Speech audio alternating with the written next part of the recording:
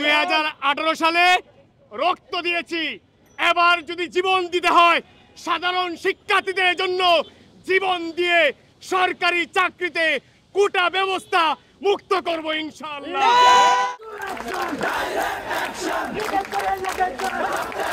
High court যে রায়টি দিয়েছেন সেটিকে আমরা প্রত্যাখ্যান করছি এবং এর সাথে বলতে চাচ্ছি যে আগামী কালকে ঢাকা বিশ্ববিদ্যালয়ের এই রাজু ভাস্কর্যের পাদদেশে এবং দেশের প্রতিটি কলেজ এবং বিশ্ববিদ্যালয়ের প্রতিটি সাধারণ শিক্ষার্থী যাদের ন্যায্য দাবির আদায়ের লক্ষ্যে এই যে কোটা পূর্ণবহাল করছে সেটিকে আমরা ঘৃণাভরে প্রত্যাখ্যান করছি।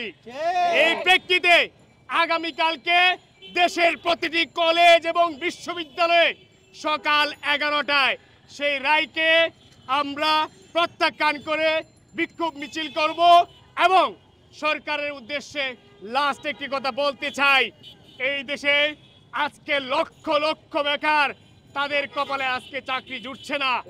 আর সেখানে আপনারা কোন সাহসে সরকারি চাকরিতে 56% কোটা ব্যবস্থা রেখেছিলেন?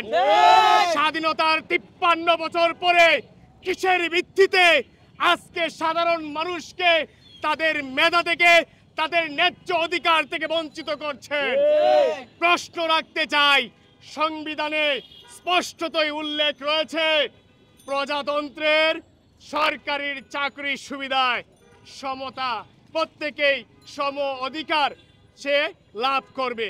কিন্তু আজকে হাইকোর্ট যে রায়টি দিয়েছে এটি অসাংবিধানিক এবং নির্বাহী আদেশের পরিপন্থী, সুতরাং আমরা হাইকোর্টের রায়কে মানি না। 2018 সালে রক্ত দিয়েছি, এবার যদি জীবন দিতে হয় সাধারণ শিক্ষার্থীদের জন্য জীবন দিয়ে সরকারি চাকরিতে কোটা ব্যবস্থা মুক্ত করব ইনশাআল্লাহ। আগে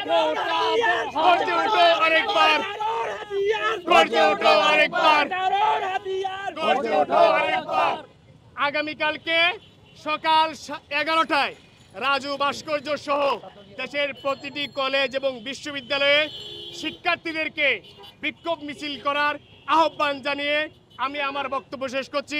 ধন্যবাদ সবাইকে।